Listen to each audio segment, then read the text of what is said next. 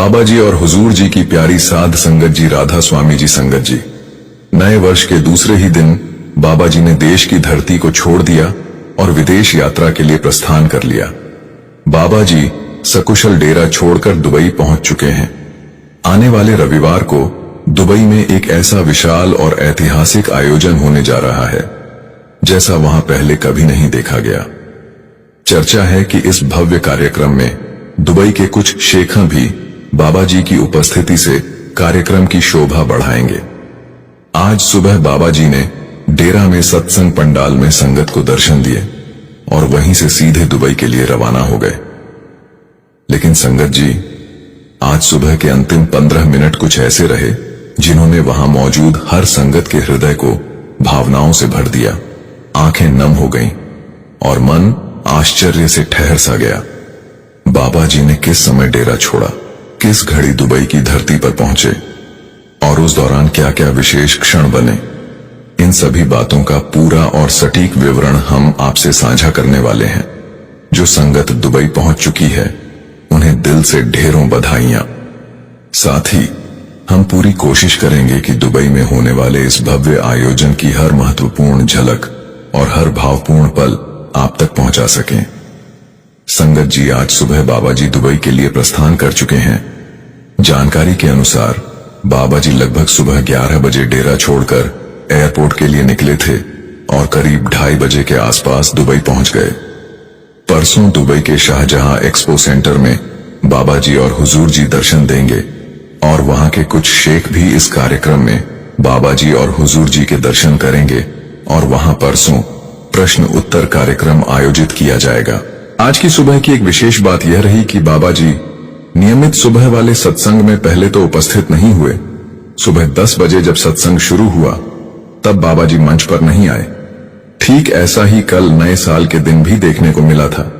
कल 1 जनवरी को संगत की संख्या बहुत अधिक थी, क्योंकि सभी की यही भावना थी कि साल के पहले दिन यदि सद्गुरु के दर्शन हो जाए तो इससे बेहतर शुरुआत क्या हो सकती है। सत्संग शुरू होने के लगभग 35 मिनट बाद अचानक मंच की ओर से सूचना मिली और बाबा जी सत्संग में पधारे। जैसे ही यह खबर संगत तक पहुंची, पूरे पंडाल में खुशी की लहर दौड़ गई।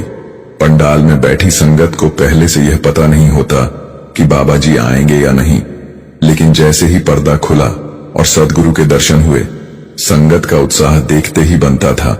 सद्गुरु के दर्शन मात्र से ही मन और आत्मा दोनों तृप्त हो जाते हैं। इसके बाद बाबा जी लगभग 10:35 से 10:45 तक स्टेज पर बैठे और फिर कोठी की ओर प्रस्थान किया। वहां से लगभग 11 बजे वे एयरपोर्ट पहुंचे और 11:15 बजे के आसपास दुबई के लिए रवाना हो गए। लगभग 2:30 बजे बाबा जी दुबई पहुंच चुके थे। परसों होने वाले कार्यक्रम के बारे में संगत को पहले से ही अंदाजा है, क्योंकि पिछले साल विदेशों में हुए कार्यक्रमों में भी यही व्यवस्था रही थी। कभी बाबा जी स्वयं प्रश्नों के उत्तर देते थे और कभी हुजूर जी संगत के सवालों का समाधान करते थे। इस बार भी कार्यक्रम का स्वरूप कुछ ऐसा ही रहेगा। कार्यक्रम के दौरान पैदल दर्शन भी होंगे और कुल मिलाकर यह कार्यक्रम लगभग 1.5 घंटे का होगा। लेकिन इस बार दुबई का ये प्रोग्राम बहुत ही भव्य होगा। दुबई और आसपास के क्षेत्रों, यूएई, मस्कट, कतर और अन्य जगहों में काम करने वाली संगत बड़ी संख्या में इस कार्यक्रम में शामिल होने वाली है। विदेश में रहकर सेवा करने वाले इन भाई बहनों को साल में शायद एक ही मौका मिलता है जब वे सद्गुरु के दर्शन कर पाते हैं।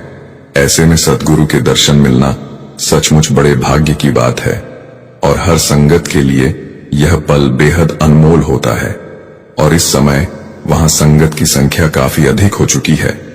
हमारे स्वयं के परिचित भाई भी वहां मौजूद हैं, जो कि हो सकता है हमें प्रश्न उत्तर भेजेंगे। वे सभी इस समय ओमान से वहां शारजहां पहुंच चुके हैं। यहां एक बात विशेष रूप से विचार करने योग्य है। दुबई एक ऐसा शहर है जहां का शासन मुस्लिम शासकों के हाथों में है। यूएई एक देश है और उसके भीतर दुबई, शारजाह, ओमान जैसे अलग अलग शहर आते हैं। आमतौर पर कई मुस्लिम देशों में केवल इस्लाम धर्म को ही प्राथमिकता दी जाती है और अन्य धर्मों के प्रचार प्रसार पर सख्त पाबंदी होती है।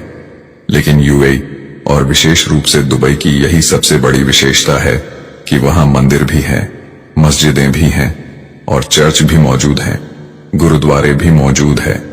दुबई और आसपास के सभी शहर बहुत ही शांतिप्रिय और अहिंसावादी किस्म के शहर है। दुबई में दुनिया के अलग अलग देशों के लोग रहते हैं, वहीं काम करते हैं और वहीं अपना जीवन बिताते हैं। वहां के शेख सभी धर्मों और संस्कृतियों का सम्मान करते हुए लोगों को अपने अपने धर्म के अनुसार आस्था व्यक्त करने की पूरी अनुमति देते हैं।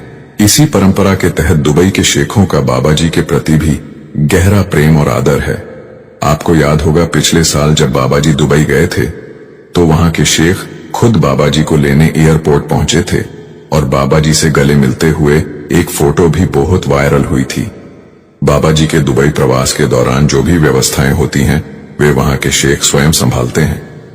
कई शेख ऐसे हैं जिन्होंने बाबा जी से नामदान प्राप्त किया हुआ है और वे समय समय पर डेरा में भी दर्शन के लिए आते रहते हैं। दुबई में एक्सपो सेंटर में होने वाले कार्यक्रमों की व्यवस्थाओं में भी यही शेख प्रमुख भूमिका निभाते हैं। बाबा जी के दुबई में जितने भी आयोजन होते हैं उनमें उनकी भागीदारी केवल औपचारिक नहीं बल्कि पूरी तरह सक्रिय और समर्पित रहती है। इसी संदर्भ में दुबई में बनने वाले सत्संग घर का उल्लेख करना भी बेहद आवश्यक है। कुछ समय पहले वहां के एक शेख ने बाबा जी को सत्संग घर के निर्माण के लिए पर्याप्त भूमि प्रदान की थी और साथ ही निर्माण कार्य शुरू करने की अनुमति भी दी थी। उस भूमि पर दुबई में सत्संग घर का निर्माण कार्य इस समय प्रगति पर है। जानकारी के अनुसार वहां एक अत्यंत विशाल सत्संग घर आकार ले रहा है। हालांकि उसकी सटीक लोकेशन अभी सार्वजनिक नहीं की गई है, लेकिन इतना बिल्कुल स्पष्ट है कि आने वाले समय में वहां एक भव्य सत्संग घर खड़ा होगा जहां एक साथ 25 से 30 हजार तक संगत सहज और आराम पूर्वक बैठकर सत्संग का लाभ ले सकेगी। अब आपको ये लग रहा होगा कि 25-30 हजार संगत जितना बड़ा सत्संग घर तो कोई बड़ी बात नहीं है। इंडिया में तो हजारों सत्संग घर ऐसे हैं जहां 30,000 लोग बैठ सकते हैं और कुछ बड़े सत्संग घरों में तो 3 से 5 लाख लोग भी बैठ सकते हैं।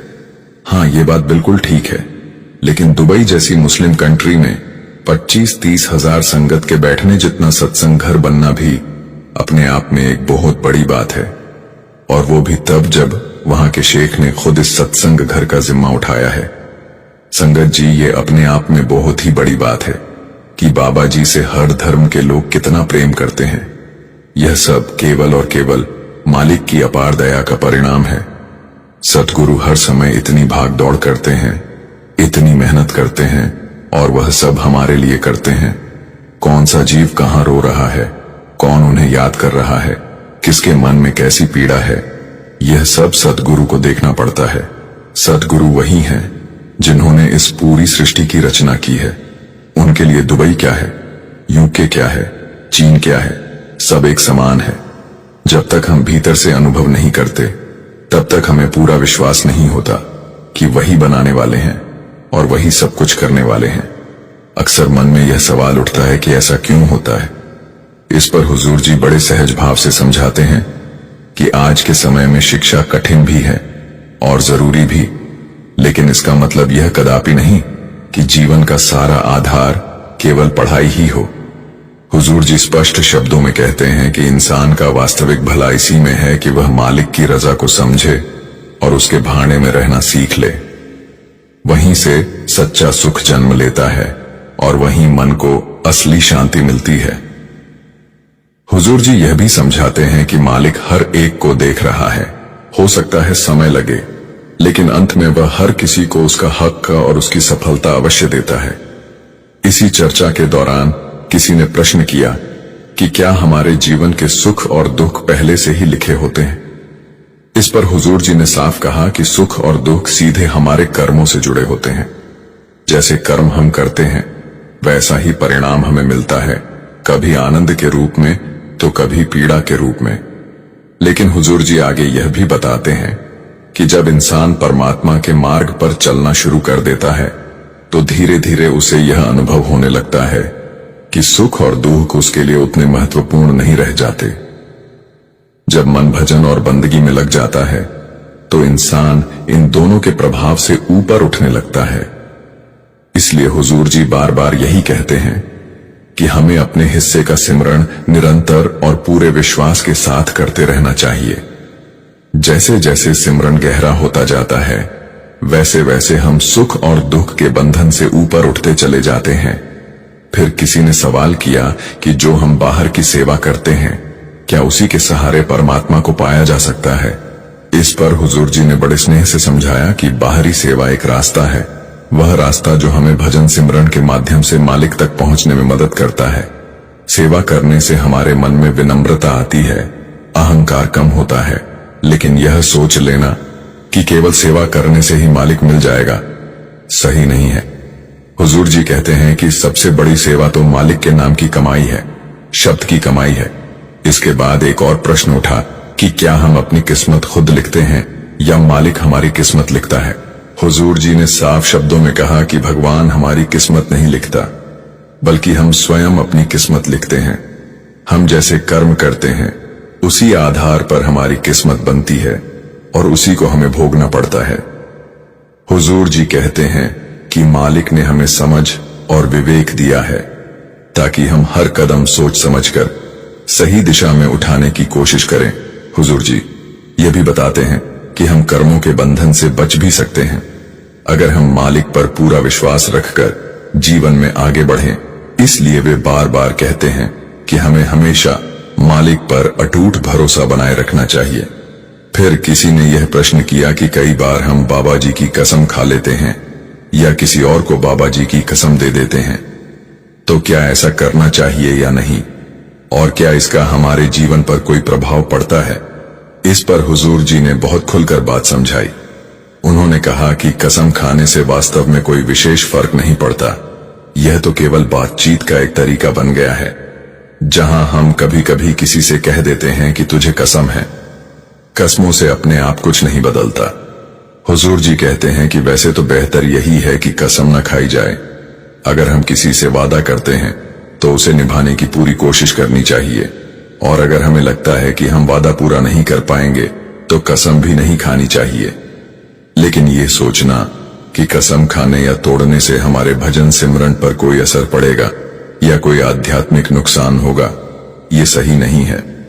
हुजूर जी स्पष्ट करते हैं कि कसमों से भजन सिमरन में कोई बाधा नहीं आती, यह सब केवल हमारी सोच का भ्रम है। वास्तविकता में इसका ऐसा कोई प्रभाव नहीं होता। फिर किसी ने प्रश्न किया कि हुजूर जी, कई बार हम सेवा कर रहे होते हैं और उस दौरान कोई हमें परेशान करता है, तो ऐसी स्थिति में क्या हमें सेवा जारी रखनी चाहिए, और उस व्यक्ति के साथ हमारा व्यवहार कैसा होना चाहिए?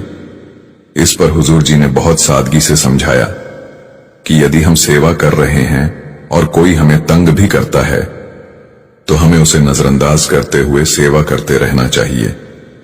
उन्होंने कहा कि सेवा हमें बाबा जी की करनी है, किसी व्यक्ति के लिए नहीं। हुजूर जी ने जोर देकर कहा कि सेवा हमेशा निष्काम भाव से करनी चाहिए। जो कुछ भी होता है उसे मालिक पर छोड़ देना चाहिए। अगर हमारे बड़े हमें डांट भी देते हैं या हमें कुछ समझाते भी हैं, तो उनकी बातों को दिल पर नहीं लेना चाहिए। हुजूर जी कहते हैं कि हमें भली भांति पता होता है कि कौन हमें अच्छे भाव से कह रहा है और कौन नहीं, लेकिन इसके बावजूद हमें अपनी तरफ से हमेशा अच्छा करने की कोशिश करनी चाहिए। इसके बाद किसी ने सवाल किया कि हुजूर जी, आज के समय में मन को शांत कैसे रखा जाए, क्योंकि आजकल मन बहुत ज्यादा उलझा रहता है। इस पर हुजूर जी ने कहा कि या तो हमें भजन सिमरन करना चाहिए या फिर परमात्मा से जुड़े किसी आध्यात्मिक ग्रंथ का पाठ करना चाहिए, जिससे मन को शांति मिल सके। हुजूर जी ने यह भी कहा कि आजकल हम ज्यादातर समय मोबाइल में लगे रहते हैं। हमें मोबाइल का जरूरत से ज्यादा इस्तेमाल नहीं करना चाहिए। अगर मोबाइल देखना भी है तो एक सीमित दायरे में बहुत कम समय के लिए करना चाहिए। जो चीजें हमें बार बार बाहर की ओर खींचती हैं, उन चीजों को बार बार देखने से बचना चाहिए। हुजूर जी कहते हैं कि अगर हम संतमत की किताबें पढ़ें, सत्संग में जाएं, तो धीरे धीरे हमारे मन में सच्ची शांति आने लगेगी।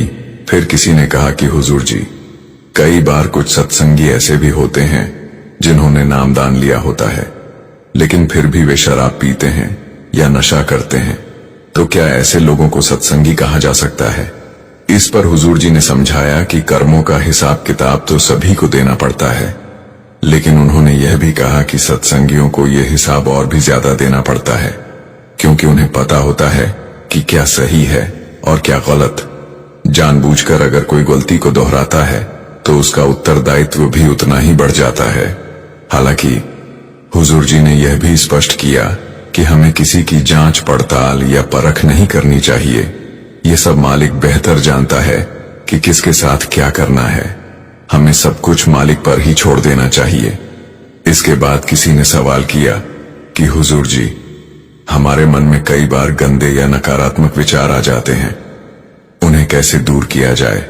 साथ ही कई बार हम पढ़ाई भी करते हैं, मेहनत भी करते हैं, फिर भी अच्छे नंबर नहीं आते या आगे बढ़ने में रुकावट महसूस होती है, जिससे मन पर बहुत दबाव आ जाता है। ऐसे में हमें क्या करना चाहिए? इस पर हुजूर जी ने कहा कि बेटा, यह समझ लेना जरूरी है कि जीवन में सब कुछ केवल पढ़ाई ही नहीं है। हुजूर जी ने आगे समझाया कि दुनिया में जितने भी बड़े और सफल लोग हुए हैं, अगर उनके जीवन की पृष्ठभूमि को ध्यान से देखा जाए तो अक्सर यह सामने आता है कि वे पढ़ाई में बहुत आगे नहीं थे। कई लोग ऐसे रहे हैं जो शिक्षा के मामले में पीछे थे, लेकिन जीवन में उन्होंने बड़ी सफलता हासिल की। कम पढ़े लिखे होने के बावजूद उन्होंने कोई न कोई मुकाम जरूर पाया। किसी ने कोई महत्वपूर्ण खोज की, किसी ने बिजली जैसी क्रांतिकारी खोज से दुनिया को बदल दिया। हुजूर जी ने ऐसे अनेक उदाहरण देकर यह बात स्पष्ट की। हुजूर जी ने यह भी कहा कि आपने यह बात भी देखी होगी कि कई लोग पढ़ाई में बेहद होशियार होते हैं, लेकिन फिर भी वे जीवन में किसी बड़े स्थान तक नहीं पहुंच पाते। यानी वे न तो आर्थिक रूप से बहुत आगे बढ़ पाते हैं और न ही जीवन में वैसी सफलता हासिल कर पाते हैं। वहीं दूसरी ओर कई ऐसे लोग भी होते हैं जिन्होंने पढ़ाई कम की होती है, लेकिन फिर भी वे बहुत अमीर और सफल बन जाते हैं। इन उदाहरणों के माध्यम से हुजूर जी ने यह समझाया कि जीवन की सफलता केवल पढ़ाई पर निर्भर नहीं होती।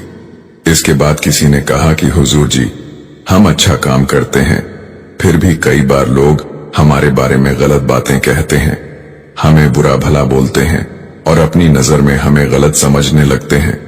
इस पर हुजूर जी ने कहा कि दूसरे लोग हमारे बारे में क्या सोचते हैं या क्या राय बनाते हैं, इस पर हमें बिल्कुल भी ध्यान नहीं देना चाहिए। हमें अपनी तरफ से हमेशा अच्छा करते रहना है और सबके साथ प्रेम और सद्भाव के साथ चलना है। फिर एक ऐसा सवाल आया जिसने पूरे पंडाल का माहौल खुशनुमा कर दिया। किसी ने मुस्कुराते हुए पूछा, हुजूर जी, आज आप कैसे लग रहे हैं? मतलब आज तो आप बहुत अच्छे लग रहे हैं। ये सवाल सुनकर सभी मुस्कुरा उठे। जवाब में हुजूर जी ने भी मुस्कुराते हुए कहा, मैं कैसा लग रहा हूं ये तो आप ही बताइए, अच्छा लग रहा हूं या नहीं? जैसे ही हुजूर जी ने यह कहा, पूरा पंडाल ठाकों से गूंज उठा। माहौल में हंसी और आनंद फैल गया। फिर हुजूर जी ने हल्के फुल्के अंदाज में कहा, मैं तो ठीक ठाक ही हूं। यह सुनते ही संगत फिर से हंसी में डूब गई। उस क्षण पूरा वातावरण स्नेह, अपनापन और आनंद से भर गया। फिर किसी ने प्रश्न किया कि जो लोग सबके साथ अच्छा करते हैं, उनके साथ ही अक्सर बुरा क्यों हो जाता है? इस पर हुजूर जी ने समझाया कि जिसके साथ हम भलाई कर रहे होते हैं और वही व्यक्ति हमारे साथ गलत व्यवहार करता है, उसके पीछे भी हमारे और उसके कर्मों का कोई न कोई हिसाब जुड़ा होता है। हमें यह नहीं पता कि हमारे साथ उसका कौन सा पुराना कर्म संबंध बना हुआ है। हुजूर जी कहते हैं कि हमें केवल सामने दिखाई देने वाला अच्छा या बुरा दिखता है, लेकिन उसके पीछे कर्मों का जो पूरा लेखा जोखा चलता है वह हमारी नजर में नहीं आता। कई ऐसे कर्म होते हैं जिनके बारे में हमें कोई जानकारी नहीं होती, फिर भी उनका हिसाब तो हमें देना ही पड़ता है। इसलिए यह जरूरी नहीं कि अच्छा इंसान होने के कारण ही किसी के साथ बुरा हो रहा हो। हर एक के जीवन में उसके कर्मों का हिसाब चलता रहता है, और जब हमें अपने ही कर्मों का पूरा ज्ञान नहीं है तो हम दूसरों के कर्मों को कैसे समझ सकते हैं? इसीलिए हुजूर जी कहते हैं कि हमें इन बातों में उलझने के बजाय इन्हें नजरअंदाज करना चाहिए।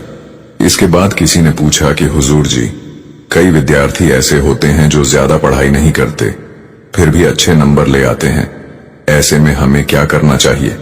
इस पर हुजूर जी ने कहा कि हमें अपने अस्तित्व और अपने मूल्य को केवल परीक्षा तक सीमित नहीं कर देना चाहिए। अक्सर हम पूरी जिंदगी को एक ही परीक्षा के परिणाम पर टिका देते हैं, जबकि जीवन केवल परीक्षाओं का नाम नहीं है। हुजूर जी ने समझाया कि मालिक सबका भला करता है। यह जरूरी नहीं कि सब कुछ केवल परीक्षा के सहारे ही तय हो। इसीलिए हमें अपना आत्मविश्वास बनाए रखना चाहिए और जीवन में आगे बढ़ने की कोशिश करते रहना चाहिए, ताकि एक ही पड़ाव पर रुक जाना चाहिए। फिर किसी ने सवाल किया कि हुजूर जी, जो लोग अनजाने में कोई गलती कर बैठते हैं, क्या उन्हें भी अपने कर्मों का हिसाब देना पड़ता है?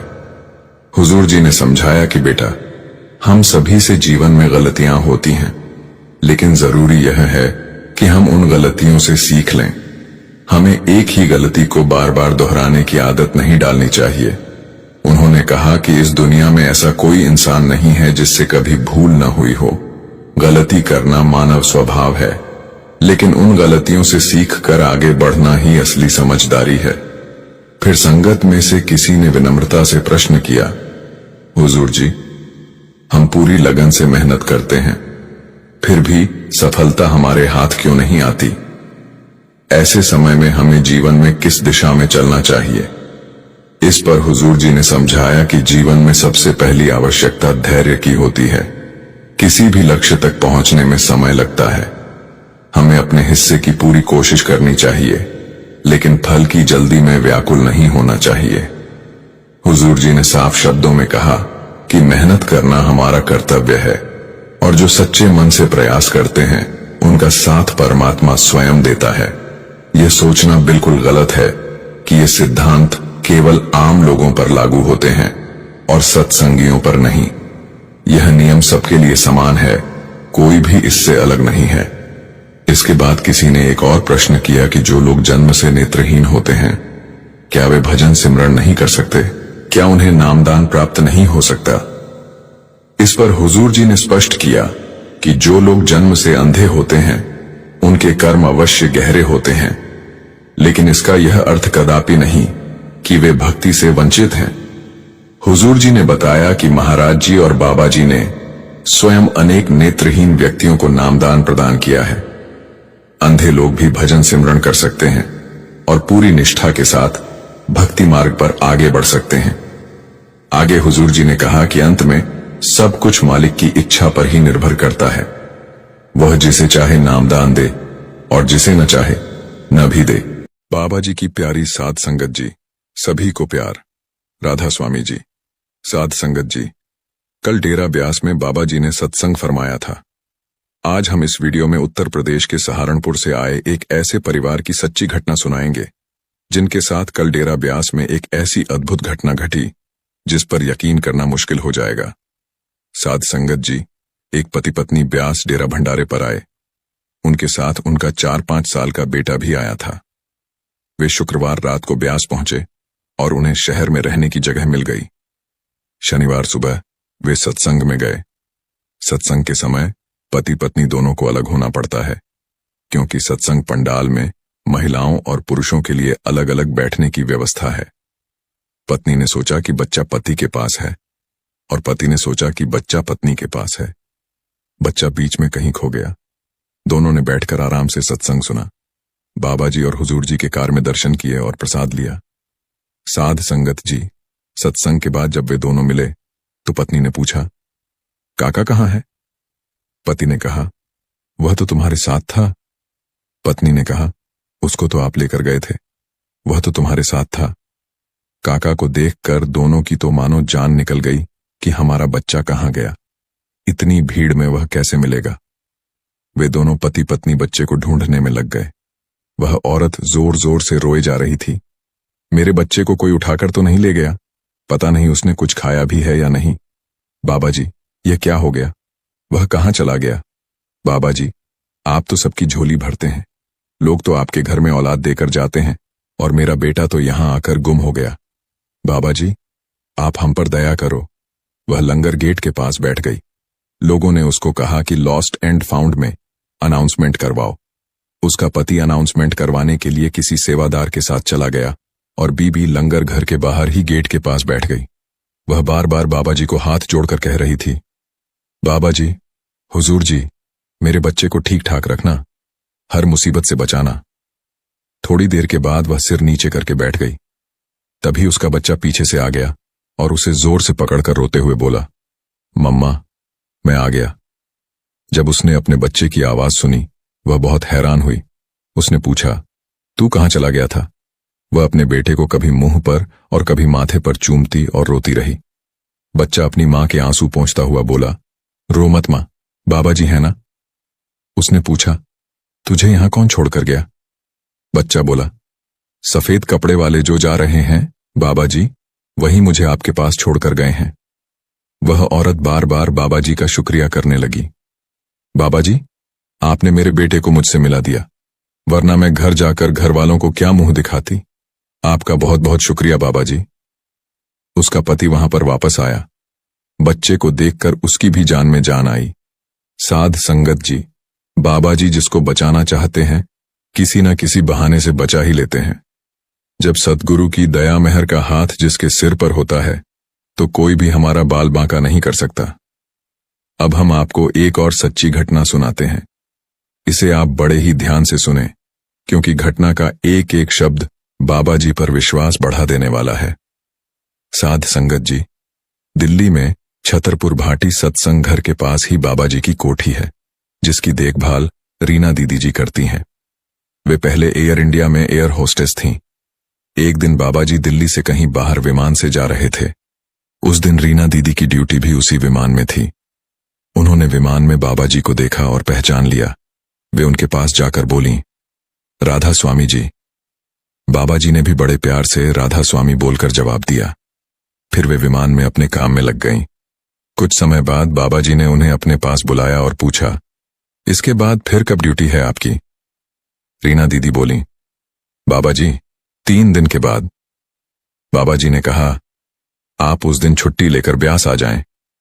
उन्होंने कहा, बाबा जी, मैं उस दिन छुट्टी नहीं ले सकती, क्योंकि मेरी साथी पहले से ही छुट्टी पर है। बाबा जी ने कहा, ब्यास में 3 दिन सेवा करो और फिर वापस आ जाना। जब वे अपने घर गईं, तो उन्होंने बाबा जी की बात पर गौर किया। वे सोचने लगीं कि बाबा जी ने आखिर मुझे ब्यास आने के लिए क्यों कहा। हो न हो, बाबा जी की इस बात में कोई न कोई राज जरूर है। फिर उन्होंने फैसला किया कि जो भी हो जाए, वह अगले दिन डेरे ब्यास चली जाएंगी।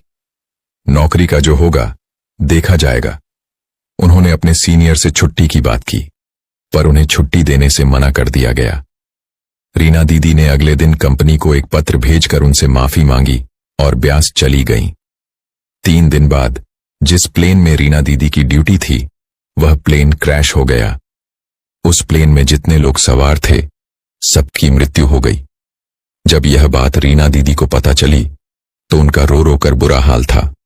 उनकी आंखों से आंसू रुक ही नहीं रहे थे। अब वे समझ गईं कि बाबा जी ने उनकी जान बचाने के लिए ही उन्हें डेरे में सेवा पर बुलाया था। कुछ दिन बाद जब बाबा जी डेरे वापस आए, तो उन्होंने रीना दीदी को देखकर कहा, तूने अच्छा किया जो यहां चली आई। रीना दीदी बाबा जी के चरणों में गिर गईं और बहुत रोईं। बाबा जी, आपने मेरी जान बचाने के लिए मुझे यहां सेवा पर बुलाया। बाबा जी कब मौज में आ जाएं या कब दया मेहर की वर्षा कर दें, यह हम में से कोई नहीं जानता। इसीलिए बस हमें हर समय अपना बर्तन साफ और सीधा रखने की जरूरत है। साध संगत जी, रीना दीदी अब दिल्ली में बाबा जी की कोठी की देखभाल करती हैं। उसके बाद उन्होंने अपनी ड्यूटी से इस्तीफा दे दिया। अपना घर परिवार छोड़कर हमेशा के लिए बाबा जी की शरण में आ गईं और उनकी सेवा में लग गईं, क्योंकि उनका मानना था कि यह जिंदगी सतगुरु ने बचाई थी। ऐसे प्यारे सतगुरु जी का जितना शुक्रिया किया जाए वह कम है। इसी के साथ एक छोटी सी साखी है, जो कि एक सेवादार भाई ने मुझे बताई थी। उसने बताया था कि एक बार जालंधर में वह किसी दुकान में किचन का सामान लेने गया। सामान के लिए दुकानदार को पैसे देकर पूछ रहा था कि कितने पैसे बनते हैं। उसी समय उसके फोन पर एक फोन आया। तब मोबाइल फोन नहीं थे, लैंडलाइन फोन होते थे। जब उसके फोन पर फोन आया, तो उसके बाद वे सभी ग्राहकों को धक्के मारकर बाहर निकालने लगा। वह बोला, चलो चलो बाहर चलो। हमने पूछा, भाई क्या हुआ, क्या कोई इमरजेंसी आ गई है? उसने सबको धक्के मारकर अपनी दुकान से बाहर निकाल दिया और ताला लगाकर जल्दी जल्दी कहीं चला गया। किसी को भी सामान नहीं दिया। हमने जो सामान लेना था पास वाली दूसरी दुकान पर गए। वहां के दुकानदार से पूछा, भाई तुम्हारे पड़ोसी दुकानदार को कहीं से फोन आया था? उसके बाद उसने धक्के देकर हम सबको अपनी दुकान से बाहर निकाल दिया और ताला लगाकर कहीं चला गया। क्या यह आदमी पागल है? इसको तो ग्राहकों से बोलने की भी तमीज नहीं है। इसकी दुकान आज नहीं तो कल बंद हो जाएगी। दुकानदार बोला, भाई साहब यह पक्का राधा स्वामी है। यह ब्यास में प्रसाद बांटने की सेवा करता है। इसको वहां से फोन आया होगा, तो ये इसी तरह सबको छोड़कर चला जाता है और सबको दुकान से बाहर निकाल देता है। इसके बाद ब्यास जाने की तैयारी में लग जाता है। दुकानदार ने कहा, मैं पहले ब्यास को नहीं मानता था। धीरे धीरे मैं भी उस तरफ लग गया। मैं भी सत्संग जाने लगा, नाम ले लिया और थोड़ी बहुत सेवा में भी जाने लगा। साध संगत जी, एक दिन मेरे मन में आया कि उस दुकानदार का हाल तो देखूं। मैं वहां गया। पहले उसकी एक छोटी सी दुकान थी, अब वह एक बहुत बड़ी दुकान बन गई थी, बिल्कुल शॉपिंग मॉल की तरह। पहले वह खुद दुकान में काम करता था, अब वहां 10 से 15 लड़के काम में लगे हुए थे। पैसे लेने और बिल बनाने के लिए भी उसने लड़के लगाए हुए थे। इसलिए कुल मालिक की मौज में रहो, उसकी रजा में रहो। गुरु का दामन और गुरु का दर किस्मत से नसीब होता है। जिनको मिली उनकी रहमत, वे कितने खुश नसीब होते हैं। साध संगत जी, आगे हम आपको 2 और साखियां सुनाने वाले हैं जो आपके बाबा जी के प्रति विश्वास को और मजबूत करेंगी। हम अक्सर देख सकते हैं कि जब हमारी मनोकामनाएं पूरी नहीं होती या मुश्किल समय आता है तो हमारा विश्वास डगमगा सकता है। पहली घटना की बात करें तो यह एक अनोखी लीला है जिसमें बाबा जी ने ऐसा चमत्कार दिखाया कि सभी लोग हैरान रह गए। पंजाब के मोहाली के एक छोटे से शहर में एक परिवार था जिसमें केवल एक बुजुर्ग बीबी सत्संगी थी। वह हमेशा से डेरे से जुड़ी रही, जबकि उनके पति और बेटा बहू भगवान श्री कृष्ण के भक्त थे और अक्सर मंदिर जाकर उनकी भक्ति करते थे। बुजुर्ग बीबी को इस बात की खुशी थी कि उनका परिवार बाबा जी से भले ही ना जुड़ा हो, लेकिन किसी न किसी रूप में भगवान से जुड़े हुए हैं। सभी के भक्ति के तरीके अलग अलग होते हैं, आखिरकार सभी भक्ति तो मालिक की ही है। इस बीबी का एक छोटा पोता था जो कभी अपनी दादी के साथ सत्संग घर जाता तो कभी दादा के साथ कृष्ण मंदिर। उस समय बच्चा केवल 2 साल का था। जैसे जैसे समय बीतता गया बच्चा बड़ा होने लगा। जब वह 5 साल का हुआ तो एक बार अपनी दादी के साथ सत्संग घर गया। वहां उसने देखा कि बहुत से लोग सेवा में लगे हैं। कोई पौधों को पानी दे रहा था तो कोई सफाई कर रहा था। बच्चे ने भी वहां से पानी की पाइप उठाई और पौधों को पानी देने लगा, लेकिन उसकी उम्र के कारण उसे पूरी समझ नहीं थी। बच्चे को यह अंदाजा नहीं था कि कितना पानी देना है, बस अपने तरीके से पानी देने लगा। पास खड़े एक सेवादार ने बच्चे से पाइप ले ली तो वह जिद करने लगा। जब उसकी दादी ने यह देखा तो उन्होंने बच्चे को गोद में उठा लिया। बच्चे ने दादी से भी जिद की कि उसे भी सेवा करनी है। इस जिद को पूरा करने के लिए दादी ने बच्चे को घास पर खेलने की सेवा दे दी। बच्चा बहुत छोटा था, इसलिए उसे लगा कि सत्संग घर में खेलना भी एक प्रकार की सेवा है और वह वहां घास में खेलने लगा। दादी ने अपनी सेवा पूरी की और फिर पोते के साथ घर लौट आई। साध संगत जी, ऐसे ही समय बीतता गया और बच्चे का रुझान मंदिर की बजाय सत्संग घर की ओर बढ़ने लगा। यहां एक महत्वपूर्ण बात समझना जरूरी है। अगर कोई इंसान सोचता है कि वह अपनी इच्छा से सत्संगी बन गया है तो यह सोच बिल्कुल गलत है। सद्गुरु जी की मर्जी के बिना कोई सत्संगी नहीं बन सकता। सद्गुरु अपनी रूहों को खुद चुनते हैं और शायद इस बच्चे को बाबा जी ने अपनी ओर ही लगाना था, जबकि इसके मम्मी पापा और दादाजी घर में सत्संगी माहौल होने के बावजूद भी सत्संगी नहीं बन सके। बच्चा अब और बड़ा होता गया। 7 साल की उम्र में बच्चे को परमार्थ की बातें सुनना और करना अच्छा लगने लगा। इतनी सी उम्र में बच्चे की दिलचस्पी रूहानियत की तरफ देखकर हर कोई दंग रह जाता था। बच्चा अब बाबा जी पर विश्वास करने लगा था। बच्चे के दादा बच्चे को कभी मंदिर भी ले जाया करते थे और बच्चा अक्सर वहां पंडित को भगवान की मूरत पर भोग लगाते देखा करता था। पंडित प्रसाद को मूरत के आगे रखकर पर्दा बंद कर देता था। 2 मिनट के बाद पर्दा खोल देता और प्रसाद को भक्तों में बांट देता। बच्चा अक्सर यह चीज देखता और नोटिस करता। बच्चे ने अपने दादा से पूछा, पंडित जी क्या करते हैं? तो दादाजी ने समझाया, बेटा, खाने को पहले कान्हा खाते हैं, उसके बाद भक्तों में बांटा जाता है। बच्चे ने पूछा, फिर कान्हा जी पर्दे के पीछे क्यों आते हैं? सामने आकर खाना क्यों नहीं खाते? इस सवाल पर दादाजी के पास भी कोई जवाब नहीं था। दादाजी ने कह दिया कि कान्हा जी दर्शन उन्हीं को देते हैं जो उनकी बहुत सारी भक्ति करते हैं, इसीलिए वह सबके सामने ऐसे नहीं आते। बच्चे के मन में यह बात बैठ गई। घर जाने के बाद बच्चे ने सारी बात अपनी दादी को बताई तो दादी ने भी कहा, बेटा, परमात्मा के दर्शन तभी होते हैं जब बहुत ज्यादा भक्ति की हो। तो बच्चा कहने लगा, क्या मेरी रोटी को बाबा जी खाने आएंगे, भले ही वह मुझे अभी दर्शन न दें, क्योंकि मैंने अभी उनकी भक्ति नहीं की, लेकिन वह कान्हा जी की तरह मेरी थाली में से एक रोटी तो खा ही सकते हैं ना।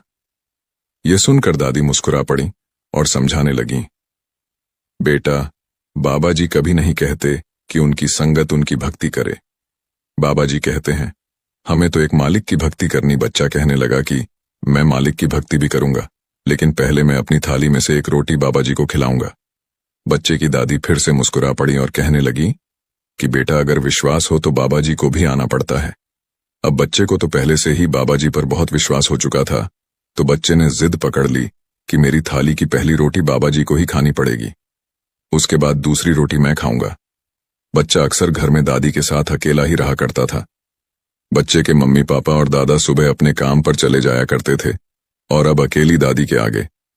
बच्चे ने जिद पकड़ ली कि पहली रोटी बाबा जी को ही आकर खानी पड़ेगी, भले ही वह मुझे अभी दर्शन न दे, लेकिन बाबा जी को रोटी खाने के बाद ही मैं दूसरी रोटी खाऊंगा। बच्चे की दादी ने उस दिन दोपहर को बच्चे के लिए रोटी परोसी तो बच्चा खिड़की के साथ दीवार पर लगी बाबा जी की फोटो के आगे थाली लेकर बैठ गया और बच्चे ने आंखें बंद कर लीं और बाबा जी से विनती करने लगा कि बाबा जी, अगर आप मेरी थाली की पहली रोटी खाने नहीं आए तो मैं भूखा मर जाऊंगा, लेकिन रोटी नहीं खाऊंगा। आपको भी कान्हा जी की तरह आना ही पड़ेगा। साध संगत जी, उस समय बच्चे की दादी रसोई में थी और इधर कमरे में बच्चे ने 2 से 3 मिनट के बाद जब आंख खोली तो उसकी खुशी का ठिकाना ही नहीं था। उसकी थाली में से एक रोटी कम हो चुकी थी। बच्चा खुशी से चिल्लाने लगा और दादी को बताने लगा कि पहली रोटी बाबा जी ने खा ली है।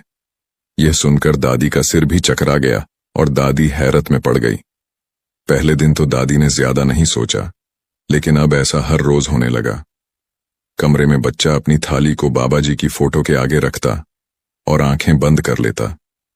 उस समय बच्चा कमरे को अंदर से बंद कर लेता था, बिल्कुल वैसे ही जैसे वह मंदिर में देखकर आया था कि पंडित जी पर्दे को बंद कर देते हैं। पर्दा बंद होने पर ही कान्हा आते हैं। तो बच्चे के मन में भी यही बात बैठी हुई थी कि कमरा खुला रहा और उसके सिवा कमरे में कोई दूसरा हुआ तो शायद बाबा जी रोटी नहीं खाएंगे। तो जब भी दोपहर को स्कूल से आने के बाद बच्चे की दादी बच्चे को रोटी देती तो बच्चा दादी को कमरे से बाहर कर देता और आंखें बंद करके बैठ जाता। हर रोज एक रोटी थाली में से कम हो जाती। बच्चे की दादी ने यह बात घर के बाकी लोगों को बताई तो सब कहने लगे कि हमारा बच्चा कहीं खुद रोटी खाकर ऐसा तो नहीं बोल रहा कि बाबा जी ने यहां आकर रोटी खाई है। बच्चे के मम्मी पापा कहने लगे, अब भला बाबा जी यहां कैसे आ सकते हैं? लेकिन दादी को इतना तो विश्वास था कि उसका पोता झूठ नहीं बोल रहा। दादी ने अपने पोते से पूछा कि बेटा, क्या तेरे सामने बाबा जी आकर रोटी खाते हैं? तो बच्चे ने कहा कि नहीं दादी, मेरी तो आंखें बंद होती हैं। 2 मिनट के बाद जब मैं आंखें खोलता हूं तो एक रोटी बाबा जी खा चुके होते हैं। दादी ये सब सुनकर हैरान हुए जा रही थी और उसको चिंता भी हो रही थी कि आखिर ऐसा हो कैसे रहा है। दादी ने बच्चे के पापा से कहा कि कुछ भी करके इस राज का पता लगा कि रोटी कौन खा रहा है। बच्चे के पापा ने अगले दिन चुपके से अपने मोबाइल का कैमरा ऑन करके मोबाइल को उसी कमरे में छुपा कर रख दिया और मोबाइल में से सब कुछ रिकॉर्ड हो गया। जब घर वालों ने शाम को मोबाइल की रिकॉर्डिंग देखी तो सबके होश उड़ गए और सब सोच में पड़ गए कि बाबा जी ने एक बच्चे का विश्वास टूटने नहीं दिया। साध संगत जी, बच्चा जैसे ही थाली को खिड़की के पास बाबा जी की फोटो के आगे रखकर आंखें बंद करता था, उसी समय खिड़की के पास एक बंदर आता और खिड़की में हाथ डालकर एक रोटी उठाकर वहां से चला जाता। और जब बच्चा आंख खोलता तो उसको यही लगता कि एक रोटी बाबा जी ने खाई है। बच्चे के घर वालों ने बच्चे को यह बात कभी नहीं बताई कि एक बंदर रोटी लेकर जाता है, क्योंकि बच्चे की दादी को तो अब पूरा यकीन हो चुका था कि बाबा जी ने उसके पोते का विश्वास और ज्यादा गहरा करने के लिए ही उस बंदर को उनके घर भेजा है। बंदर ठीक उसी समय न जाने वहां कैसे पहुंच जाता था, जबकि उस पूरे इलाके में बहुत सालों से एक भी बंदर नहीं दिखा था। और रोटी लेने के बाद बंदर कहां गायब हो जाता था, यह भी किसी को पता नहीं चल सका। लेकिन बच्चे को आज भी विश्वास है कि उसकी थाली की पहली रोटी बाबा जी ही खाते हैं, और बाबा जी ने भी अपने उस नन्हे से बच्चे का विश्वास कभी टूटने नहीं दिया। साध संगत जी, अब आप ही बताओ, क्या हम सब भी इस बच्चे जितना ही विश्वास बाबा जी पर करते हैं? हमारा विश्वास तो वक्त और हालात के साथ डोलने लगता है। साध संगत जी, अभी इस वीडियो में बने रहे जी। अब मैं आपको विश्वास की एक और घटना के बारे में बताने जा रही हूं, जब बाबा जी एक छोटे से हलवाई से 2 लाख रुपए की मिठाई खरीदी। साध संगत जी, यह हलवाई तो एक सत्संगी था, लेकिन इसकी पत्नी अक्सर बाबा जी के बारे में भला बुरा बोलती थी, क्योंकि उसको बाबा जी पर जरा सा भी विश्वास नहीं था। उस हलवाई की एक छोटी सी मिठाई की दुकान हुआ करती थी, जिससे कि इनके परिवार का ठीक ठाक गुजारा हो जाता था। इस हलवाई की एक बेटी और बेटा थे। ये दोनों जुड़वा थे, और जिस समय यह घटना हुई थी उस समय यह दोनों 12वीं क्लास में पढ़ाई कर रहे थे। जी, ज्यादा पैसे ना होने के बावजूद भी हलवाई ने दोनों बच्चों को शहर के अच्छे स्कूल में ही पढ़ाया था। हलवाई को यकीन था कि बाबा जी उसके दोनों बच्चों की हमेशा संभाल करेंगे और उन्हें एक दिन काबिल जरूर बनाएंगे। लेकिन हलवाई की पत्नी हमेशा बाबा जी को ताने देती थी और कहती थी कि तेरे बाबा ने कुछ नहीं देना, तू चाहे कितना भी विश्वास कर ले, जो मिलेगा मंदिर से मिलेगा। तेरे बाबा ने देना होता तो अब तक हम अमीर हो गए होते। लेकिन हलवाई को अपनी पत्नी की बातों से कोई फर्क नहीं पड़ता था, और क्योंकि उसको पता था कि बाबा जी ने आज तक उसका कोई काम बनने से नहीं रुकने दिया, हर काम अपने आप होते चले आए हैं, इसीलिए पत्नी के तानों पर वह ज्यादा ध्यान नहीं देता था। अब कुछ समय के बाद दोनों बच्चों ने 12वीं की पढ़ाई पूरी कर ली और अब बारी थी कॉलेज में दाखिला लेने की। बहुत सारे कॉलेज में एडमिशन के लिए इन्होंने धक्के खाए, लेकिन बहुत ज्यादा फीस होने के कारण यह लोग पीछे हट जाते।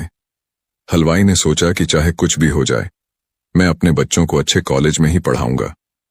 जब हलवाई की पत्नी को यह बात पता लगी कि पैसे की वजह से एडमिशन नहीं हो पा रहा, तो पत्नी और ज्यादा ताने मारने लगी और कहने लगी कि आपने भी तो डेयरी में कितनी सेवा डाली है, अब जरूरत आपकी है तो आप क्यों नहीं मांग लेते अपने बाबा से।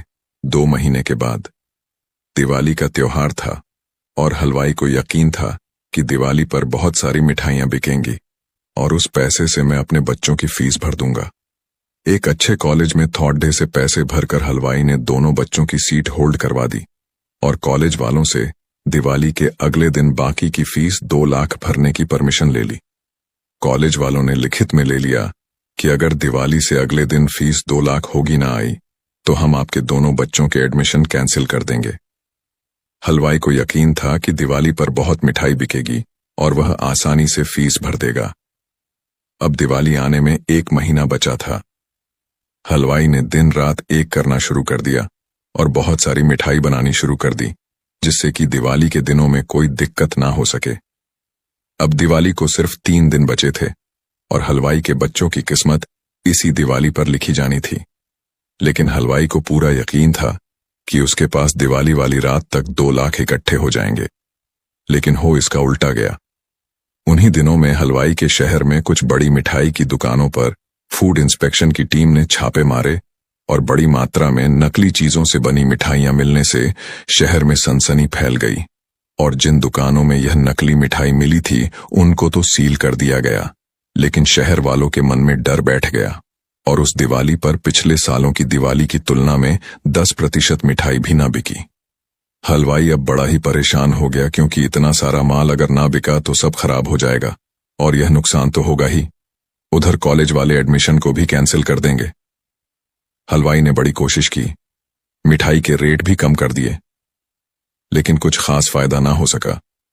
अब दिवाली वाला दिन भी आ गया। हलवाई को अब भी यकीन था कि आज दिवाली है और उसकी सारी मिठाइयां आज बिक जाएंगी। हलवाई ने अपनी बेटी और बेटा को भी उस दिन दुकान पर बुला लिया, जिससे कि काम में आसानी हो जाए। लेकिन दोपहर बाद तक सिर्फ 3,000 की मिठाइयां ही बिकीं, जिससे हलवाई मायूस हो गया। और हलवाई दिवाली वाली शाम को दुकान पर बाबा जी की फोटो के आगे हाथ जोड़कर बैठ गया और विनती करने लगा कि बाबा जी, अब मेरी लाज आपके हाथों में है। एक तरफ कॉलेज वाले एडमिशन कैंसिल करेंगे और इधर मेरी पत्नी मुझे ताने दे देकर मार देगी। यह कहकर हलवाई दुकान को कुछ देर के लिए बच्चों के हवाले छोड़कर दुकान से निकल आया।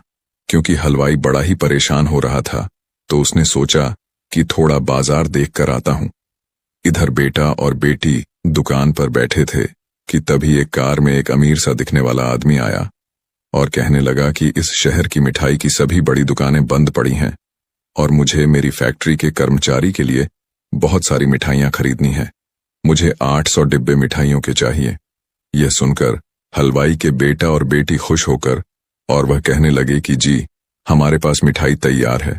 तो वह आदमी कहने लगा कि ठीक है, तुम 800 डिब्बे पैक करो, तब तक मैं अपना एक काम निपटा कर आता हूं। मैं ना आया तो मैं अपने नौकरों को भेज दूंगा। यह कहकर उस अमीर आदमी ने 300 डिब्बे के हिसाब से 2,40,000 रुपये हलवाई के बच्चों के हाथ में थमा दिए और वहां से चला गया। बच्चों ने उस समय मिठाई पैक करनी शुरू कर दी। कुछ देर के बाद हलवाई वापस दुकान पर आया तो वह देखकर हैरान रह गया कि उसके दोनों बच्चे जल्दी जल्दी मिठाई पैक कर रहे थे। हलवाई ने पूछा तो बच्चों ने सारी बात बता दी। हलवाई यह सुनकर बाबा जी का शुक्र करने लगा और हलवाई भी मिठाई पैक करने लगा। जब 800 डिब्बे पैक हो गए तो उसके कुछ देर के बाद वही आदमी वापस आया और उसने अपने नौकर से कहा कि इनमें से 799 डिब्बे कार में रख दो। उसके साथ 2 नौकर थे और उन दोनों ने 799 डिब्बे कार में रख दिए और उस आदमी ने आखिरी का डिब्बा हलवाई के हाथों में देते हुए कहा कि यह आपके परिवार के लिए मेरी तरफ से। यह देखकर हलवाई हैरान रह गया और पूछने लगा कि जी, लेकिन आप हमें क्यों दे रहे हैं? तो उस आदमी ने एकदम से कहा कि आपके बच्चों का कल एडमिशन हो जाएगा, इसीलिए आप सबका मुंह मीठा करना तो बनता है। इतना कहकर वह आदमी अपनी कार में बैठा और चला गया। उस समय तो हलवाई को कुछ समझ ना आया, लेकिन उस आदमी के जाते ही हलवाई सोच में पड़ गया कि इस अजनबी को मेरे बच्चों के एडमिशन के बारे में कैसे पता चला। उसने अपने दोनों बच्चों से इस बारे में पूछा। हलवाई को लगा शायद इन्होंने ही बताया होगा, लेकिन बच्चों ने कहा कि हमने उन्हें ऐसी कोई बात नहीं बताई। बच्चों की बात सुनकर हलवाई के होश उड़ गए, क्योंकि वह अब समझ चुका था कि वह अमीर आदमी यहाँ किस लिए आया था और उसको किसने भेजा था। वह बाबा जी का कोई सेवादार था, उसको बाबा जी ने ही भेजा था। साध संगत जी हलवाई के विश्वास को बाबा जी टूटने कैसे दे सकते थे। हलवाई को पूरा यकीन था कि दिवाली की रात तक उसके पास पैसे आ जाएंगे। उसको पता था कि बाबा जी अपने आप कोई ना कोई खेल रचेंगे और बाबा जी ने खेल रच भी दिया। साधा संगत जी, इसीलिए सब कहते हैं कि विश्वास करके तो देखो। जब हम विश्वास के साथ सब कुछ उसके ऊपर छोड़ देते हैं तो फिर वह हमें बीच मझधार में फंसने नहीं देता। साध संगत जी, एक बार की बात है, एक आश्रम में गुरु और उनके शिष्य रहते थे। शिष्य रोजाना आश्रम के बाहर गांव में भिक्षा लेने के लिए जाते। शिष्य जो गांव में भिक्षा लेने जाता था, उसे रास्ते में एक नदी पड़ती थी जिससे वह रोज भिक्षा लेने जाता था। एक दिन उसने देखा कि एक लड़का पेड़ के पीछे छिपा है। उसने लड़के के पास जाकर पूछा, भाई, तुम इस पेड़ के पीछे छुपकर क्या देख रहे हो? लड़के ने कहा, अरे तुझे नहीं दिखाई दे रहा है क्या कि मैं क्या देख रहा हूं? जब शिष्य ने नदी की तरफ देखा तो वहां पर कुछ लड़कियां पानी भर रही थीं। लड़कियां 15-16 साल की होगी। तब शिष्य ने लड़के से कहा, अरे भाई, यहां पर तो लड़कियां पानी भर रही हैं, इसमें छिपकर देखने वाली क्या बात है? तब वह लड़का शिष्य की तरफ देखकर कहता है, अरे पागल, तुम्हें दिखाई नहीं दे रहा है क्या कि मैं क्या कर रहा हूं वहां पर? ये कैसे नदी से पानी निकाल रही है? जरा उनकी अदाओं को देखो, उनके कोमल शरीर को देखो, कैसे उनकी पतली कमर मटके को उठाते हैं, तब कैसे बल खाती है, और उनके बाल उनके कमर पर कैसे लहरा रहे, मानो सुंदरता बिखरी पड़ी है। शिष्य भी नदी की तरफ देखता है और इस बार वह देखता ही चला गया। अभी तक तो उसे कुछ भी नजर नहीं आ रहा था और वह बिल्कुल निर्भय था। उसे किसी बात का कोई डर नहीं था। लेकिन वह अब सूखने लगा और उन लड़कियों को देखने लगा जैसे उसने कोई अपराध कर लिया हो। और जब वह छुपकर उन लड़कियों को देख रहा था, तभी वह अंदर से कांप गया और उसने कहा कि यह मैं क्या कर रहा हूं? मैं जो भी कर रहा हूं वह सही नहीं है। मुझे यहां से चले जाना चाहिए। और फिर वह जल्दी से वहां से चला जाता है। फिर वह आश्रम पहुंच जाता है। आश्रम जाकर वह अपने कार्यों में लग गया। लेकिन अभी जो वह देख कर आया था वही उसकी आंखों के सामने बार बार आ रहा था। उसके मन में वही दृश्य चल रहा था। उसका मन वही सब देखने के लिए ललचा रहा था। उसका किसी भी काम में मन नहीं लग रहा था। सुबह होते ही वह आश्रम से भिक्षा के लिए जल्दी निकल जाता और नदी के पास वाले पेड़ के पास जाता जहां वह लड़का पहले से मौजूद रहता। उसके साथ मिलकर लड़कियों को छुपकर देखता था। अब वह ऐसा रोज करने लगा। उसका मन अब किसी भी काम में नहीं लगता था। वह हमेशा किसी न किसी प्रकार के विचारों में उलझा रहता था। वह आश्रम के कार्यों को भी ठीक ढंग से नहीं कर पा रहा था। न वह ठीक से सो पाता था और न ही ठीक से खाना खा पाता था। उसका मन बेचैन रहता था। उसका मन बार बार उन लड़कियों के सौंदर्य को देखने के लिए ललचाता था। जब गुरु भिक्षा देते तब उसका मन कहीं और विचारों में खोया रहता। गुरु ने अपने शिष्य की इन हरकतों को देखा। तब एक दिन गुरु ने शिष्य को अपने पास बुलाया और कहा, आज से मैं भी तुम्हारे साथ भिक्षा मांगने चलूंगा। तुम और मैं साथ साथ भिक्षा मांगने चलेंगे। तभी शिष्य ने गुरु को मना करते हुए कहा, नहीं गुरुदेव, आप क्यों परेशान हो रहे हो? मैं अकेला ही ठीक से भिक्षा मांग सकता हूं। गुरु ने शिष्य से कहा, ठीक है, तुम अकेले ही भिक्षा मांगने जाओ। इसके बाद शिष्य अकेला ही भिक्षा मांगने के लिए निकल गया। शिष्य के जाने के बाद गुरु भी आश्रम से निकल गए और शिष्य का पीछा करने लगे कि वह कहाँ जाता है, किससे मिलता है। यह सब देखने के लिए उसके पीछे पीछे चलने लगे। थोड़ी दूर जाने के बाद गुरु ने देखा कि उनका शिष्य एक लड़के के साथ एक पेड़ के पीछे एक अपराधी की तरह छिपा हुआ है और सब कुछ देख रहा है। गुरु भी अपने शिष्य के पीछे जाकर खड़े हो गए, यह देखने के लिए कि आखिर उनका शिष्य क्या देख रहा है। इसके लिए वह पेड़ के पीछे अपराधियों की तरह छिपा पड़ा है। गुरु ने देखा कि उनका शिष्य पेड़ के पीछे छिपकर लड़कियों को देख रहा है जो नदी से पानी भर रही है। तभी गुरु ने शिष्य से कहा, क्या तुम लड़कियों से भी भिक्षा लोगे? गुरु की आवाज सुनकर शिष्य का मन घबराया और उसके पसीने छूटने लगे। वह थर थर कांप रहा था, जैसे कि चोर को पकड़ते समय रंगे हाथों पकड़ लिया हो। उसकी हालत खराब हो गई। वह कुछ भी बोल नहीं पा रहा था। वह लड़का जो शिष्य के साथ था वहां से भाग गया। इससे शिष्य और भी ज्यादा घबरा गया। उसके मुंह से कुछ टूटे फूटे शब्द ही निकल रहे थे। वह अपने गुरु से भी नजर मिलाने का साहस नहीं कर पा रहा था। गुरु ने शिष्य की ओर देखा और कहा, मेरा शिष्य तो निर्भय है, उसे तो किसी भी चीज का डर नहीं है, लेकिन यह क्या, तुम तो डर के मारे कांप रहे हो। शिष्य ने गुरु से कहा, मुझे माफ कर दो, इसमें मेरा कोई दोष नहीं है।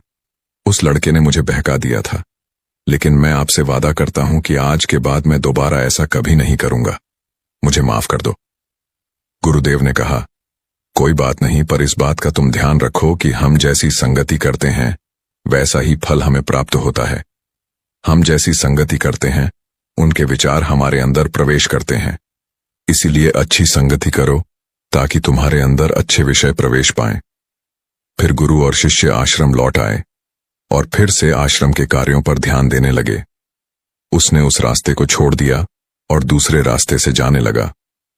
वह अपने काम को ध्यान से करता था, लेकिन धीरे धीरे उसके अंदर क्रोध उत्पन्न हो गया और फिर वह दूसरे शिष्यों पर क्रोध करने लगा और बेचैन हो गया। अब वह सही समय पर भोजन भी नहीं करता था। वह भजन भी बहुत कम खाता था। एक रात गुरु शिष्य के पास आए और उससे बोले कि तुमने मुझसे वादा किया था कि तुम अपना मन नियंत्रण में रखोगे। अब तक तुमने कितनी बार अपना वादा तोड़ा है? यह सुनकर शिष्य अपने गुरु के चरणों में गिर गया और रोने लगा। रोते रोते उसने गुरु से कहा, मैं कई बार अपना वादा तोड़ चुका हूं, फिर वादा कर लेता हूं, लेकिन हर बार मैं वादा तोड़ देता हूं। मेरा मन मेरे नियंत्रण में है ही नहीं। मैं बहुत कोशिश करता हूं कि मैं अपने मन से सारे बुरे विचार को निकाल दूं, लेकिन मैं चाहकर भी ऐसा नहीं कर पा रहा हूं। फिर गुरु ने शिष्य को कहा, चलो मेरे साथ। गुरु शिष्य को आश्रम के बगीचे में लेकर गए और शिष्य से कहा, देखो यहां पर कुछ नालियां बनी हुई हैं, जिससे नदी का पानी इन पौधों तक आ रहा है, और यह पानी निरंतर भाव से बह रहा है। क्या तुम इस पानी के बहाव को रोक सकते हो? शिष्य ने कहा, हाँ गुरुदेव, मैं इस बहाव को रोक सकता हूं। फिर शिष्य ने मिट्टी उठाकर उस पर डाल दिया। वह पानी थोड़ी देर के लिए रुक गया और फिर थोड़ी देर के बाद उस रेत के ऊपर से पानी आया। गुरु ने शिष्य से कहा, यह क्या? यह पानी तो रुका ही नहीं। फिर से उसने कुछ कंकड़ पत्थर उठाकर उसे नाली में डाल दिया और फिर थोड़ी देर के लिए पानी रुक गया, लेकिन फिर थोड़ी देर के बाद ही पानी कंकड़ों के ऊपर से निकल गया। गुरु ने कहा, शिष्य, यह क्या हुआ? पानी तो फिर से आ गया। तुम तो बोल रहे थे कि तुम इसे रोक दोगे। क्या हम किसी भी चीज को पूरी तरह से रोक सकते हो? तब शिष्य ने कहा, कोई बात नहीं गुरुदेव, मैं इस पानी को तो आपको रोक कर ही दिखाऊंगा। फिर उसने एक बड़ा सा पत्थर उठाकर ले आया और उसे नाली में डाल दिया। पानी रुक गया। तब शिष्य ने गुरु से कहा, देखा गुरुदेव, मैंने कहा था ना कि मैं पानी को रोक दूंगा। मैंने पानी को रोक दिया। आपकी बात मैंने पूरी कर दी। गुरु मुस्कुराए और बोले, अच्छा, जरा ध्यान से देखो, पानी रुक गया है क्या? वह तो पीछे की नाली तोड़कर बाहर आ गया और अगल बगल से बह रहा है। और ध्यान से देखो, इस पत्थर के आगे भी आ गया है और यह पानी अपना रास्ता बदलकर फिर से आगे की तरफ बह जाएगा। फिर थोड़ी देर बाद ऐसा ही हुआ। फिर गुरु ने शिष्य को समझाया, तुम्हारे साथ भी तो ऐसा ही चल रहा है। तुम बार बार प्रयास कर रहे हो, बड़े से बड़ा प्रयास कर रहे हो, पर हर बार तुम्हारा प्रयास टूट रहा है और हमेशा ही टूटता ही रहेगा। यह पत्थर तुम्हारा प्रयास है और यह पानी तुम्हारे विचार है। तुम कितना भी बड़ा पत्थर रख लो, लेकिन पानी तो अपना रास्ता बना ही लेगा। यह देखकर शिष्य ने पूछा, हे गुरुदेव, क्या कोई तरीका नहीं है जिससे मैं गंदे विचारों से बाहर निकल सकूं? गुरु ने कहा, एक तरीका है। यह पानी जिस नदी से आ रहा है, तुम वहां से इस पानी का रास्ता ही बदल सकते हो। गुरु शिष्य को एक नदी के पास ले गए, जहां से उस बगीचे में पानी आ रहा था। गुरु ने शिष्य से कहा, यह पानी इसी नदी से जा रहा है। अगर हम यहीं से उसका रास्ता बंद करते हैं, जहां से पानी बगीचे में जा रहा है, तो क्या हम पानी को रोक नहीं सकते? शिष्य ने कहा, हाँ गुरुदेव, अवश्य ऐसा हो सकता है। मैं इस पानी को यहीं से बंद कर देता हूं, आगे की नाली में पानी जाएगा ही नहीं। फिर गुरु ने कहा कि अगर पानी बगीचे में नहीं जाएगा तो पेड़ पौधों को पानी कहां से मिलेगा? उन पेड़ पौधों को पानी की आवश्यकता है। फिर शिष्य ने विचार किया और कहा, मेरे मन में यह तो बात आई ही नहीं। पानी का बगीचे में जाना भी जरूरी है। गुरु ने कहा, और उन पेड़ पौधों में कुछ ऐसा है जिनको रोज पानी की आवश्यकता है। वह तो मुरझाकर मर ही जाएंगे। पानी तो हमें खोलना ही होगा। शिष्य ने गुरु की बात सुनकर पानी का रास्ता खोल दिया। तब गुरु ने पूछा, अगर हम इस नदी के पूरे पानी को बगीचे की तरफ मोड़ दें तो क्या होगा? शिष्य ने उत्तर दिया, गुरुदेव, वहां पर जितने भी पेड़ पौधे हैं वह सब गलकर नष्ट हो जाएंगे और वहां पर कुछ नहीं बचेगा। गुरु मुस्कुराए और बोले, तुम इस बात को समझो, हमें किसी भी शिष्य को रोकना नहीं है, बस हमेशा संतुलन बनाए रखना है। गुरु ने शिष्य से कहा, अगर मैं तुम्हें कुछ कहूं कि तुम आम के बारे में मत सोचो, तो तुम्हारे मन में सबसे पहले किसका चित्र आएगा? शिष्य ने बोला, गुरुदेव, मेरे मन में तो पहला चित्र आम का ही आएगा। गुरुजी ने कहा, जब हम गंदे विचारों को जबरदस्ती रोकने का प्रयास करते हैं तो वे और भी मजबूती से हमारे अंदर प्रवेश करते हैं। इसलिए हमें उन्हें कभी भी दबाने की कोशिश नहीं करनी चाहिए। फिर गुरु ने शिष्य को कहा, हमारे गंदे विचार बुरे लोगों की संगति करने की वजह से भी आते हैं। कभी कभी कामुकता हमारे अंदर होती नहीं है, लेकिन कुछ गलत संगत लोगों से साथ रहने की वजह से हमारे अंदर हावी हो जाती है। फिर शिष्य ने कहा, गुरुदेव, आप सही कह रहे हैं, मैं अपने मार्ग से भटक गया था। फिर वह शिष्य उस रात बहुत ही चैन की रात सोया। सुबह अपने कार्य को पूरे मन से किया और फिर सुबह भिक्षा लेने के लिए वह उसी रास्ते से गया जहां वह लड़का आज भी पेड़ के पीछे छिपकर उन लड़कियों को देख रहा था। वह शिष्य नदी पर गया जहां पर लड़कियां पानी भर रही थीं। उसने उन लड़कियों से पानी मांगा और उन लड़कियों में से एक लड़की ने पानी पिलाया और उस शिष्य के चरण छुए। शिष्य ने उसे आशीर्वाद दिया कि तुम्हारा कल्याण हो, जिससे कि मानसिकता सकारात्मक ऊर्जा से भर जाए। उसके चेहरे पर मुस्कान आ गई थी, जैसे कि उसने कुछ खोया हुआ वापस मिल गया हो।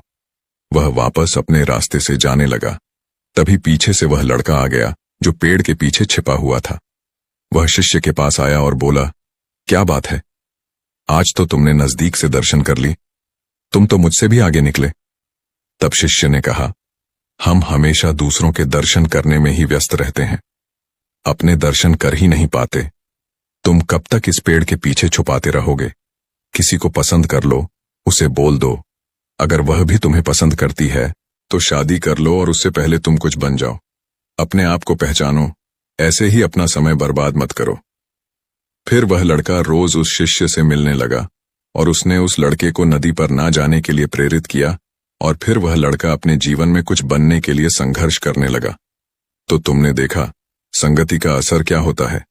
अपनी संगति बदलो, अपने विचारों को बदलो। गुरु ने शिष्य से पूछा, क्या तुम्हें अपने सभी सवालों का उत्तर मिल गया? तब शिष्य ने कहा, हाँ महात्मा जी, आपका धन्यवाद। तब गुरु ने शिष्य से कहा, जब तुम्हारे मन में गंदे विचार आए तब तुम अपने आप को दोषी मत मानो। यह शरीर है और यह सब इसने हजारों वर्षों से सीखा है। यह केवल तुम्हारे सोच लेने से या शपथ लेने से यह टूटने वाला नहीं है, लेकिन तुम्हारे पास वह शक्ति है, वह ऊर्जा है जिसका तुम्हें संतुलन उपयोग करना है। तुम एक जीवित ऊर्जा हो। इस कहानी से हमें यह सीख मिलती है कि हमारे विचारों का महत्व कितना अधिक होता है। हमारे विचार ही हमारे भविष्य को निर्धारित करते हैं। मन ही हमारा सबसे बड़ा दोस्त है और मन ही हमारा सबसे बड़ा शत्रु है। जब हम अपने मन के हिसाब से चलते हैं तो मन हमें भटका देता है, और जब हम मन को संतुलित कर लेते हैं तो हम अपनी जिंदगी में सब कुछ पा लेते हैं। हम अपने मन में आने वाले गंदे विचारों को रोकने की कोशिश करते हैं, पर जितना हम रोकते हैं उतने ही यह विषय हमारे अंदर प्रवेश करते चले जाते हैं। आप जिस चीज से जितना दूर भागोगे उतना ही वह चीज आपके पास आएगी। इसलिए उस चीज से भागो मत, बल्कि उस पर संतुलन कायम रखो। साध संगत जी, इस दुनिया में दिखावा करने वाले लोगों को हम दो तरह से देख सकते हैं। एक तो वह जिनके पास धन संपदा होती है, तब वह दिखावा करते हैं, और दूसरे वह जिनके पास कुछ भी नहीं होता, उनके पास धन संपदा भी नहीं होती। कहने का अर्थ यह है कि उनके पास कोई भी ऐसा गुण नहीं होता जिससे लोग उनकी प्रशंसा करें। इसीलिए वह झूठ बोल बोलकर दूसरों से अपनी प्रशंसा करवाना चाहता है। वह दिखावा करता है कुछ होने का, लेकिन उसके अंदर कुछ होता नहीं है। जो लोग अपने गुण या फिर अपनी धन संपदा के कारण दिखावा करते हैं, वह अहंकार के शिकार हो जाते हैं। उनके अंदर अहंकार फूट फूट कर भर जाता है, उन्हें खुद पता भी नहीं चलता। लेकिन धीरे धीरे यही अहंकार उनके जीवन का मजा छीन लेता है, और जो लोग कुछ गुण या फिर धन संपदा ना होते हुए भी दिखावा करते हैं, ऐसे लोग जीवन में हमेशा दुखी रहते हैं, क्योंकि ऐसे इंसानों की सच्चाई कभी न कभी तो सामने आ ही जाती है, तो उन पर कोई विश्वास नहीं करता, कोई भरोसा नहीं करता, और इस दुनिया में कोई भी उनका अपना नहीं होता। उसके घर वाले, उसके माता पिता तक उस पर भरोसा नहीं करते हैं, क्योंकि उसकी दिखावा करने की आदत सबकी नजरों में उसे नीचा बना देती है। आज की जो कहानी मैं आप लोगों को सुनाने वाला हूं, वह एक ऐसे व्यक्ति की कहानी है जो दिखावा करने की वजह से परिस्थितियों में फंसता चला जाता है, और आखिरकार उसका परिणाम क्या होता है, यह तो आपको इस कहानी में ही सुनने को मिलेगा। और साथ के साथ आप इस कहानी में यह भी जानेंगे कि दिखावा करने वाले लोगों से किस प्रकार अपने आप को बचाया जाए, या फिर आप खुद दिखावा करने से कैसे बचे। ये सब आपको इस कहानी में सुनने को मिलेगा। इससे पहले कि आप इस कहानी में खो जाएं, इस चैनल को सब्सक्राइब करके बेल नोटिफिकेशन को जरूर दबा देना। कभी कभी जीवन आपको बड़ी मुश्किल में डाल देता है। ऐसे ही मुश्किल में राजेश नाम का एक युवक फंसा हुआ था। उसे अपने घर से निकले हुए बहुत समय हो गया था। कई महीने बीत चुके थे। वह अपने घर से यह कहकर निकला था कि मैं नगर में कमाने के लिए जा रहा हूं, लेकिन बहुत समय बीतने के बाद भी उसे कोई काम नहीं मिल रहा था। इसीलिए उसने निश्चय किया कि वह किसी भी तरीके से अपनी कमाई का साधन बनाकर रहेगा। उसने अपने ही जैसे 3-4 युवकों की टोली बना ली थी और उन सब ने योजना बनाई थी कि वह किसी भी धनवान व्यक्ति को बुद्धू बनाकर उसका धन उससे हासिल कर लेंगे। छल कपट, झूठ और प्रपंच यही राजेश और उसके साथियों के हथियार थे। उन्होंने ने योजना तो बना ली थी, लेकिन उन्हें यह समझ में नहीं आ रहा था कि वह अपने शिकार को ढूंढेंगे कैसे और ढूंढने के बाद उसे बुद्धू बनाकर उसका धन कैसे लूटेंगे। आखिरकार उन चारों ने योजना बना ली। उनकी योजना थी कि वह किसी ऐसे स्थान पर जाएंगे जहां पर बहुत सारे अमीर लोग आते हों, और वहां पर उन अमीरों में जो भी आदमी सबसे ज्यादा दिखावा करेगा उनका शिकार वही होगा। उन्होंने नगर में एक ऐसी जगह ढूंढ ली थी जहां पर नगर के ज्यादातर अमीर लोग जुआ खेलने के लिए आते थे। उन चारों की योजना थी कि वह एक ऐसा नाटक रचें जिसमें राजेश किसी नगर का महाराज कहलाया जाएगा और उसके सभी साथियों में से 2 साथी उसके अंगरक्षक होने का अभिनय करेंगे। सिर्फ राजेश ही नहीं था जो राजा होने का दिखावा कर रहा था, उसके साथ उसका दूसरा साथी भी था जो किसी दूसरे नगर का राजा होने का दिखावा कर रहा था। आखिर उनकी योजना क्या थी, यह आपको कुछ देर में पता चल जाएगा। अगले दिन से सुबह सुबह सारे लोग अपने पात्र के हिसाब से वस्त्र धारण करके उस जगह पहुंचे जहां पर शहर के ज्यादातर अमीर लोग जुआ खेलने के लिए आते थे। राजेश उस जगह पर एक नगर का महाराज बनकर पहुंचा था, जिसके पीछे उसके साथी अंगरक्षक साथ साथ चल रहे थे। सब अमीर लोगों की नजर उन पर टिकी हुई थी, क्योंकि राजेश उन सब में सबसे ज्यादा अमीर लग रहा था। उसकी वेशभूषा बेशकीमती लग रही थी, बेहद आकर्षक लग रही थी, जिससे सभी लोग उसकी तरफ आकर्षित हो गए थे। कुछ समय बाद राजेश एक ऐसी जगह पर जाकर बैठा जो सिर्फ बहुत जरूरी लोगों के लिए बनी हुई थी। जब राजेश वहां पर जाकर बैठा तो उसके अंगरक्षक वहीं उसके पास खड़े हुए थे।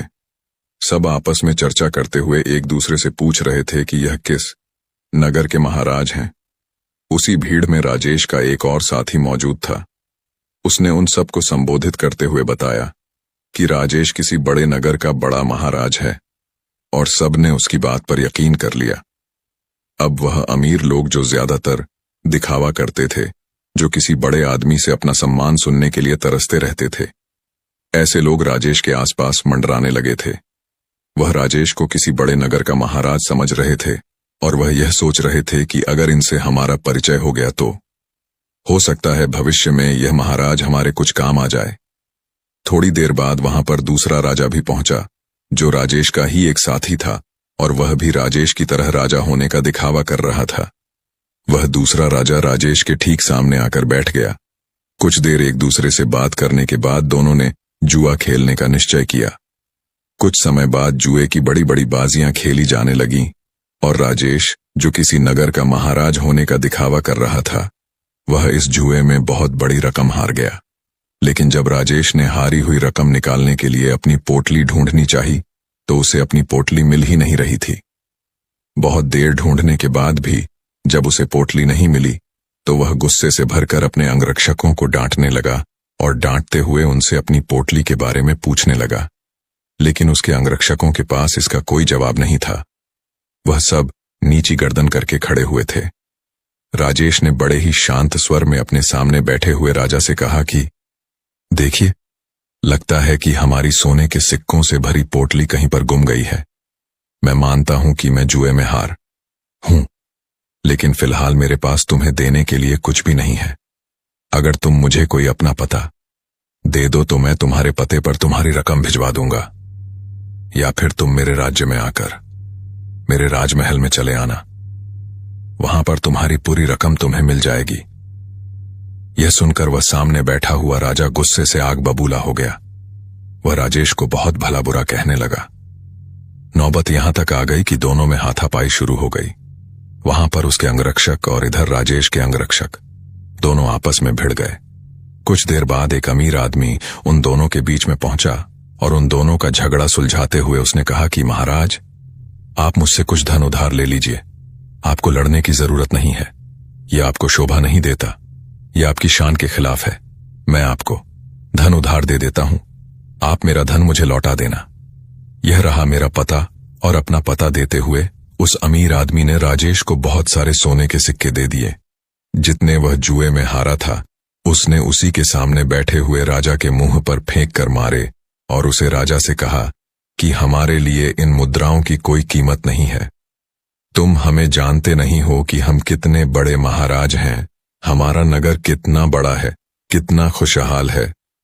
अगर तुम कभी हमारे नगर में आओगे तो तुम्हें पता चलेगा इस सज्जन ने मेरी मदद की है और बदले में मैं इसे इसका इनाम जरूर दूंगा। और यह कहते हुए राजेश ने उसे अपने नगर का पता देते हुए कहा कि अगर तुम हमारी मदद नहीं करते तो शायद आज हमें अपमानित होना पड़ता, लेकिन तुमने हमारी इज्जत बचाई है और बदले में हम तुम्हें सम्मान से नवाज।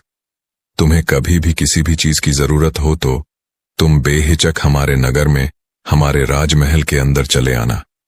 तुम्हारे लिए हमारे राजमहल के दरवाजे हमेशा खुले रहेंगे। वह अमीर आदमी तो चाहता ही यही था कि किसी तरह मेरा काम निकल जाए, किसी तरह मैं महाराज की नजर में ऊंचा बन जाऊं कि भविष्य में मैं अपना काम उनसे निकलवा सकूं।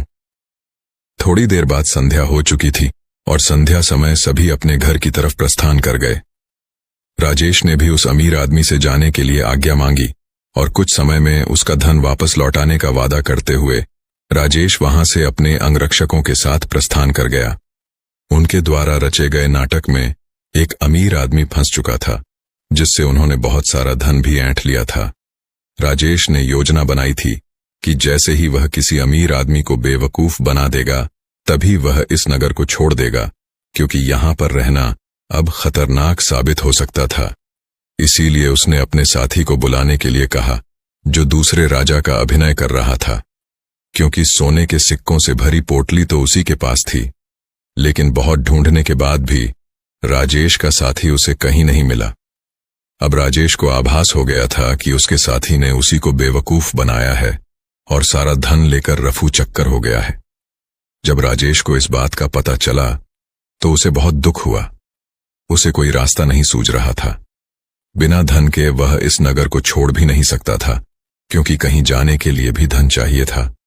और जिस अमीर आदमी से उसने धन उधार लिया था वह उसे इस नगर में जरूर किसी न किसी दिन पकड़ लेगा, और जिस दिन वह उसे पकड़ लेगा उसे लंबी कारावास हो जाएगी।